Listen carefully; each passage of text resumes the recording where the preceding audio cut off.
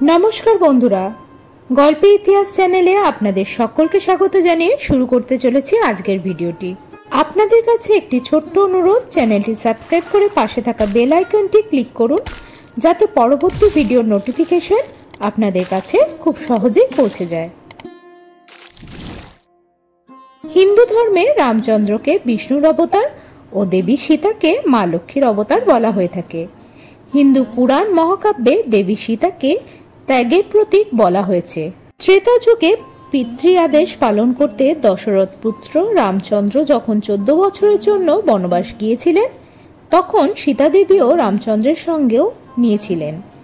স্বামীর পাশে দাঁড়ানোর জন্য তিনি রাজসুখ হাসি মুখে ত্যাগ করেছিলেন।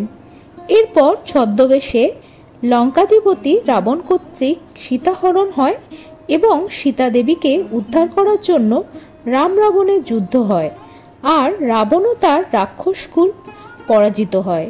এই সমগ্র ঘটনা বর্ণিত আছে রামায়ণ নামক মহাকাব্যে। তবে বলা হয় যে রাবণ বধের জন্য রাম রাবণের যুদ্ধ ও সীতাহরণের ঘটনা আগে থেকেই পূর্ব পরিকল্পিত ছিল। সমস্ত ঘটনা জানতে পেরে আগে থেকেই দেবী সীতা বৈকুণ্ঠ ধামে চলে গিয়েছিলেন এবং নিজের বদলে ছায়া সীতাকে রেখে গিয়েছিলেন। রাবণও এই ছায়া সীতাকেই অপহরণ করেন এবং রামচন্দ্র ছায়া সীতাকেই উদ্ধার করেন। পরবর্তীকালে অগ্নি পরীক্ষার সময় অগ্নিদেব ছায়া সীতাকে গ্রহণ করে দেবী সীতাকে প্রত্যর্পণ করেছিলেন। এই সীতা দেবী একবার ক্রুদ্ধ হয়ে 4 জনকে অভিশাপ দিয়েছিলেন, আর সেই অভিশাপের ফল ভোগ করে আজও কষ্ট পাচ্ছেন সেই 4 জন। সেই 4 জন কে কে? কেনই বা সীতা দেবী তাদের ওপর ক্রুদ্ধ হয়ে অভিশাপ দিয়েছিলেন জানেন কি? রাজা দশরথের মৃত্যুর পর দশরথ পুত্র রাম ও লক্ষ্মণ পিণ্ডদানের সমস্ত সরঞ্জাম সংগ্রহ করতে চলে যান। তাদের ফিরতে দেরি হওয়ায় সীতা দেবী নিজেই যাবতীয় বিধি বিধান মেনে স্বর্গীয় শ্বশুরের পিণ্ডদান করেন।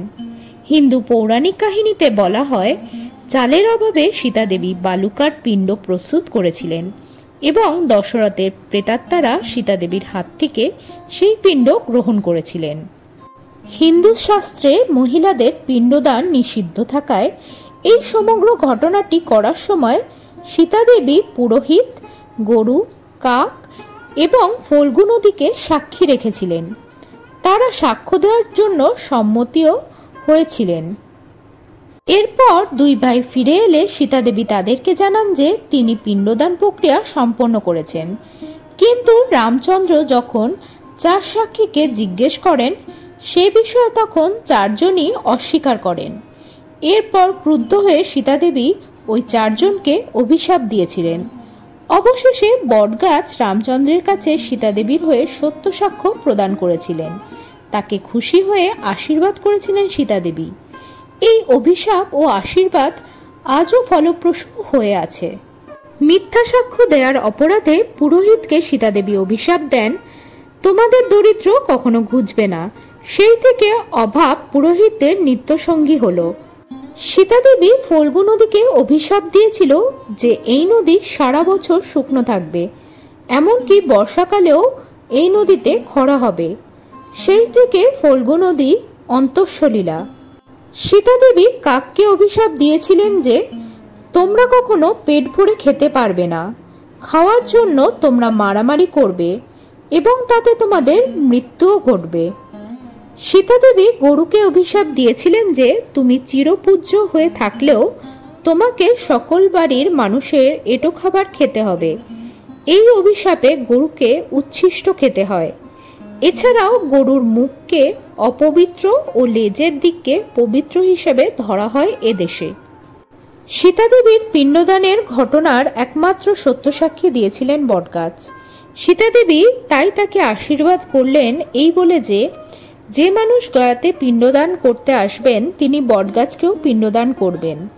তাই আজও যে কোনো তীর্থে গিয়ে বৃহৎ বট গাছে জল দিয়ে পুজো করলে ব্যক্তির মনস্কামনা পূর্ণ হয়, এই বিশ্বাস প্রচলিত। তাহলে বন্ধুরা, ভিডিওটি কেমন লাগলো তা অবশ্যই কমেন্টসে জানাতে ভুলবেন না। সাথে থাকুন, পাশে থাকুন গল্পে ইতিহাস চ্যানেলের। নমস্কার।